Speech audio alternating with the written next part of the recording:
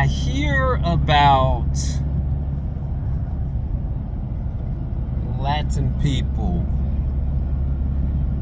being deported by airplane, that's a sad thing. That's a sad thing.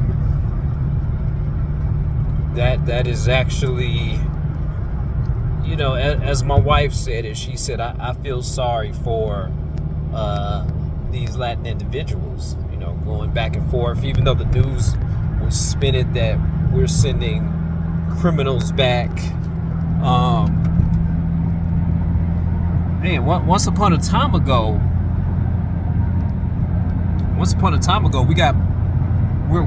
we're having Black History Month, and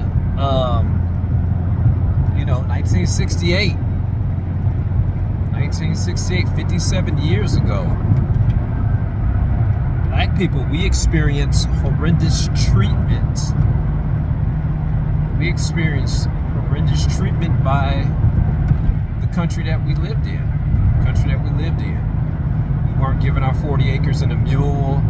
A lot of times when we did get our freedom, we couldn't get jobs, so we had to basically go back to slavery, just to survive.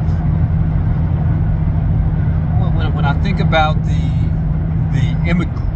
immigrant population, or what's going on over here in America, I said to myself, you know what, a good way to solve this would be, we should have the right to go over to these other countries. We should make a deal with these other countries. Because let's face it, the immigrants are coming here for a better life.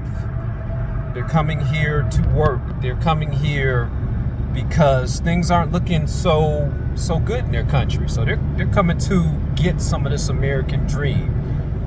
They're coming to work the jobs that Americans now deem unworthy of working. Jobs like mine. I'm a pool. People ask me, what do you do? I clean swimming pools. That's what I do. I clean swimming pools for a living. You see a lot of these people as pool cleaners, housemaids, construction. We did those jobs during our time of slavery. And now it's their time.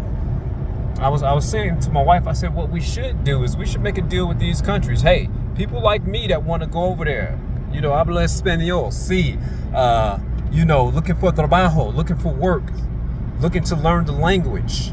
We should actually be able to go over there, get working visas, apply for jobs, do the same thing, experience the same luxuries, the same governments, the same, when I say luxuries, I mean the same housing, the same, okay, we're going to pay for this, we're going to pay for that. We should have a trade-off.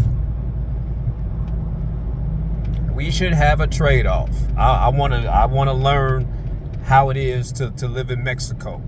I want to learn, okay, what do they go through? And then we should actually be able to come back to our country and make our own economy stronger. This should be a fair trade-off. Okay, yeah, we could, we get with this immigration population, who wants to work? Who knows what we understand what skills you have, blah, blah, blah. Okay, not only with coming to America, yeah, we'll provide you the education. But, okay, take some of our best. Who wants to go over there? What type of work do you want to apply for? What type of money, can we get? It should be a fair exchange, not even a trade. It should be a fair exchange of services. Man, we got this. Okay, that's a diesel truck. It should be a fair exchange of services. To make it fair. That's what we should do. And I know people might be like, you stay out of politics. Nah, it's a good idea. It's a good diplomatic idea. No, they are not criminals. Yes, a lot of I respect. I was raised in a Latin household. You guys are gonna hear me say that again. Mom Puerto Rican. I'm a hard worker. My father, black man, hard worker. My grandfather, still a hard worker. He was frowning one day in one of his pictures. And he's about to make 90 years old. I said, Granddad, what were you frowning about? He said, because I just spent the whole day picking cotton.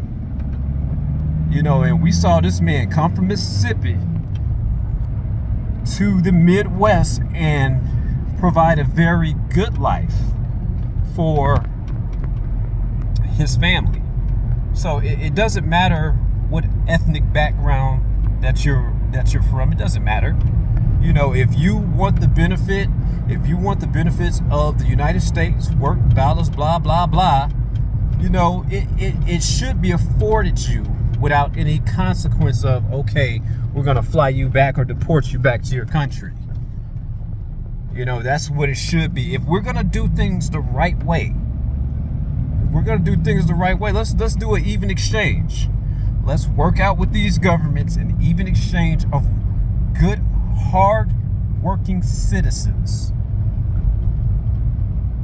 Good, hard-working citizens so that we can keep the economy going. I mean, that sounds like it would be fair. That sounds like it would be a fair trade-off. You know, as far as calling people immigrants and thieves and all that, we were called that. We still called that.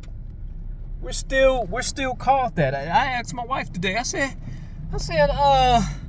we were considered 3/5 human. I said, where was the 4/5 human at? You know, and I said probably what happened during colonialism is they had you know, when they came over from Europe, you know, the Germanic language had basically formed into English.